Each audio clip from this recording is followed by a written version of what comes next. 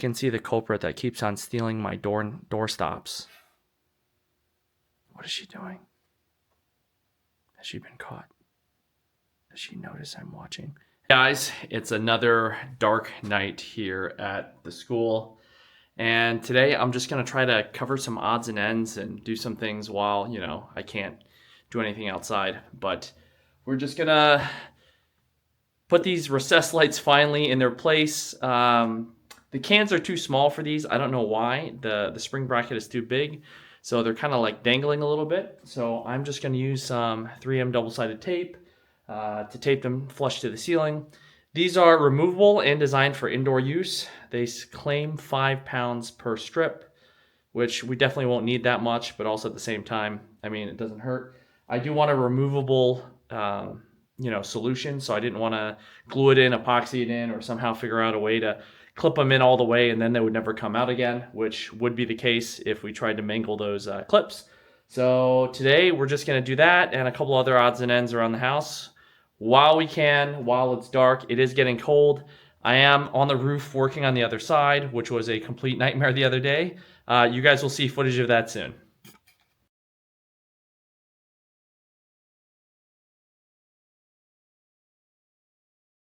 Kind of interesting. This just fell out of the ceiling. Oh, that's kind of interesting. So yeah, as I was mentioning, these springs, this actually pops out too much. So we're just going to put some tape on this side and that side and clip them back in. So it's been kind of a long week. A lot of lawn care stuff has been done this week. I'll probably release that video next week. It's still, I don't know why, every time I go out on the roof or the gutters, it just starts pouring rain. Someone really doesn't want me to finish these gutters, but I've been slowly chipping away at them, and there's a lot more surprises. It just seems like they were repaired very, very poorly over the years, and getting all that material off from the last guy that repaired, well, the last couple guys that repaired them seemed to be quite a painful endeavor. So hopefully that'll be out, and then I think wintertime, the goal really is to start working on the inside. The roof isn't leaking now, so I'm not in a rush to fix that, but I do really have to think about it a lot. I'm considering maybe adding a layer of insulation on the outside and turning it into a warm roof. So that kind of stuff will probably be in future episodes. I will do an update video soon of plans for the winter. Look how unflushed that is. All right. So this is before. Here you can kind of tell the problem. So these springs stick way far out and they hit the sides here. You can get one in there, but they bulge out because it's a circular hole can. So that's what causes them to create these issues. Kind of hard to tell. These cans are super deep too. You gotta be at least like 7 or 8 inches up there. And you must know my pain because this is one of those things that it takes forever. I don't know why one side comes off easy. The other side, good luck. Good luck. A few moments later. Maybe that's it. Maybe that's it. Maybe that's it. Ooh, come on. Come on. Oh, there it is. There's success. Thinnest piece ever. And look at that. That is the after. Look how flush that looks. So there is a tiny gap on one side because I've only put double-sided tape on the front and the rear. I like to orient it so that the gap is facing the wall so you don't see it coming down. But realistically, you probably won't see it coming down anyways. But it's a shorter distance to the wall, and chances are no one's going to be putting their back against the wall and looking up for a tiny gap. But that is 3 of them done, and now I have the final last one. I know that seems minor, but it's one of those small things that literally just drive you nuts over time. So if you don't do it, you just go nuts because you keep on thinking about it. I mean, this side, somebody already put LEDs in, but you can see they've had like a similar issue. I don't know if it's actually noticeable. Yeah, there you go. Similar issue where they're all falling out. At some point in time, the reason why I'm not fixing this stuff is at some point in time, essentially what's going to happen is I'm going to have to knock out, most of this to redo the plumbing, so it doesn't seem worth it for me to basically do these now and make them perfect. Whereas the center, I think, fingers crossed, I don't think we're going to be running into any issues. There was something else on this wall. As you see, someone put like this raceway conduit in for Ethernet cable and low power wiring. If I really didn't want to go through the roof, I could, in theory, run the PEX tubing through this raceway or a different raceway that's similar. But also, I think that's going to look really bad. And eventually, this wall, I will rebuild. So maybe if I did rebuild this wall, that might not be too big of an issue. But basically, if you can see, there is the raceway. And someone just drilled a massive hole through this side where it punched through. And then it goes up into the ceiling, which isn't great. I would hate to say that I'm going to try to avoid knocking this ceiling out as much as possible, just because it might be easier to do so, and we do know it's wood, so this could be drywall. It's probably not drywall. I probably should have gone up there and knocked. I'm going to do that. Okay, so I'm up at the ceiling. Kind of does feel like drywall. Yeah, it doesn't feel like plaster. It does feel like drywall, and somewhat thin drywall. So maybe that raceway would be okay. I mean, but here's the situation that I think a lot of people forget is, even if I make this like beautiful and prettier, I still got this massive ugly ass conduit in the corner here. Look at that. Like what do you do with that? And that's probably a lot of power. So I don't know what that goes to. Yeah, I mean, I don't know. Well, I guess I'm going to kind of, since tonight is, like not really doing any, I wouldn't say real work, but like heavy work. I'm going to try to look into this drop ceiling here and see where the wiring for a lot of the outlet wall lights outside are. And with that being said, I can punch holes through to run my power over Ethernet security camera system. I'm going to start with that corner tile over there that looks like a massive piece of poop. And that is also the exact same place that this pipe end blew through. So we're going to take a look on that one, and hopefully nothing surprises us more than beyond what it is. So I'm going to put you guys on time lapse, and we're going to take a look at that. Hate to see it, but spoiler is there were a lot of surprises up here that you're about to see. The strobing is actually from the fluorescent lights. Guys, so let's go look at some surprises. And let me bring my LED light up here. So, as you see, that hole is where that pipe completely cracked and blew through. So that's fantastic. We see our truss system here. All right. That hole is where that goes outside to our spotlight, our floodlight outside. Ooh. Let's take another look over here. That just looks like armored cable that's completely empty and not going to anywhere. Okay, that's nice. This is, I don't even know what this cable is. Maybe power to these lights. Hard to tell. Let me just bring my really poor quality electrical. Oh, it's somewhat magnetic. Ooh, not really. Try not to fall off the ladder. Ooh. Give me a sec. Oh. All right. Okay.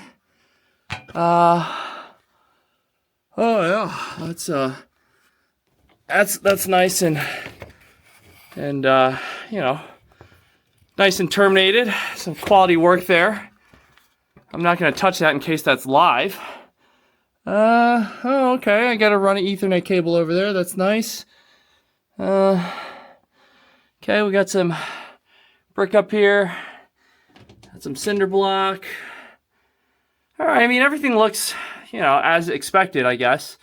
I mean, obviously, with the biggest concern being this massive hole here, which I wasn't really surprised about. What's interesting is this does not look like the whole piece. Oh, actually. Oh, sorry. Sorry, you guys aren't even close to what I'm looking at. I apologize. Yeah, okay. This hole here, all right? And there's that piece. It's actually the whole piece. Wow, that's pretty impressive. All right, so I guess that's everything. And if I were to, let's say, actually it's interesting, it's just held in by nails.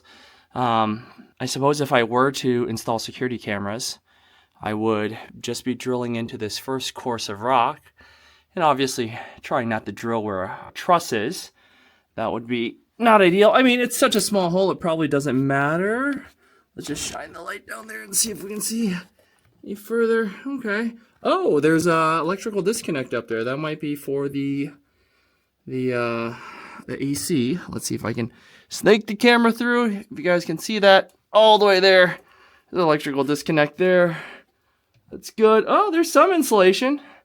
Mostly for sound, I suppose, because this is between two floors. And there's a bunch of holes in this wall, so should probably take a look at that. Oh, all right. Sorry, probably you guys missed most of that because the camera wasn't pointed in the right direction. Sorry, I was just trying not to fall off of the ladder there. And it looks like some of that goes into this closet. So let's take a look at the ceiling of the closet. Huh. Okay. Okay. So nothing there. And if you look over here, just some really badly punched holes through the ceiling. Okay. Okay. Could be worse. And that's one of the dogs. Which, it's Boost. Hey, Boost. And I think she's found her special place. Coming out, Boost? Coming out, buddy? Good girl. So that electrical disconnect box is in this ceiling, right about here. Somewhere in the vicinity of that nice stain. Which begs the question, if someone really needed to shut that off, could they? Are they just going to go here and punch through this ceiling and shut it off? I didn't even know it existed. So now I know it exists. I think that's probably for the mini splits. That would be the most reasonable assumption. I mean, they also do have a shut off outside per regulation. You have to have one on the wall next to the mini split. So if these do go relatively straightforward, I think this won't be as much of a headache. I mean, OCD me does want to reorganize all those wires and label them so they don't look like just random jumble of wires up there. But also at the same time, it's like I could pull them all out, reuse them all, or just run new line because it's probably, I would assume it's Cat 5. I mean, right now we're up to Cat 7, Cat 8 cable. Realistically, you probably won't exceed that on a home line anyways. I mean, Cat 5e is probably more than enough for most people. So that might not be a problem. I plan on running Cat 7. But then again, it's like one of those things you have to upgrade every couple of years. So I don't know yet. Thinking about that. And also another thing to note, we just saw that is this wall doesn't extend all the way up at all. It just goes up to the drop ceiling and then they just stuffed insulation across. You can see the culprit that keeps on stealing my door stops. What is she doing? Has she been caught? Does she notice I'm watching? Hey, Boost. What is it? What you got there? A piece of wood? Good girl.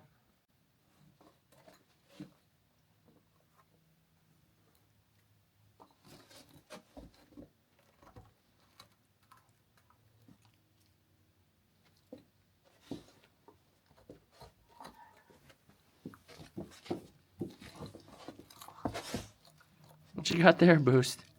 Piece of wood? Is it a man-made stick? Your favorite thing is sticks. So someone previously mentioned that my massive power draw could be from these exit signs, which could be up to 40 watts per exit sign.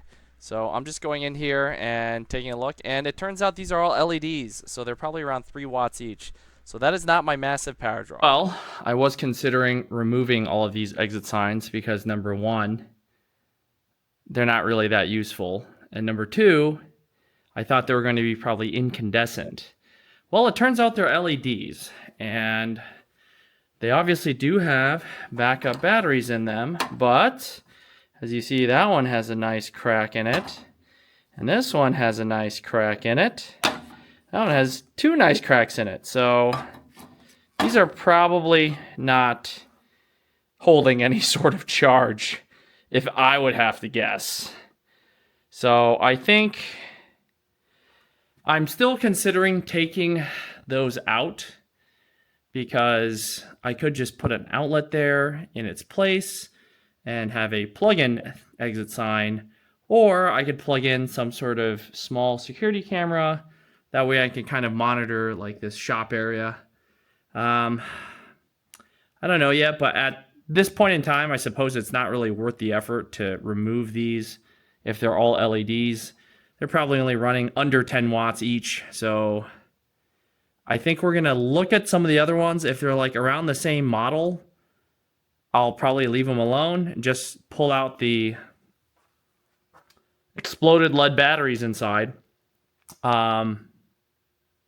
If they're incandescent or worse, I suppose I'll probably just replace them or remove them. I don't know if those floodlights or spotlights even do anything without the batteries. I'm assuming when the power goes out, those will turn on off battery power. But given the condition of all the batteries in here, the chances are that's probably very low. Also this week, we got a special delivery. I actually bought this from a reseller because he was able to get a better deal on it than I could. And here they are. They are 2 heat pump water heaters. So the plan is to put one of these on each floor, and I'll explain this later in a later episode of what I plan on doing. I also was able to find a decent deal finally on a 0-turn, and I'll be explaining that story next week or later on this week. So here is me hooking up the tow rig. I had to rent a U-Haul to get this bad boy back. It is a Toro SS 3200. It's about 10 years old, but still runs great, and I think I got a great deal on it. But anyways, as always, thank you to our channel members, and I appreciate you guys for watching to the end. Hope you guys have a good week, and I will see you next week or later this week if I could find all the footage I've been missing. Have a good one. Thanks. Bye.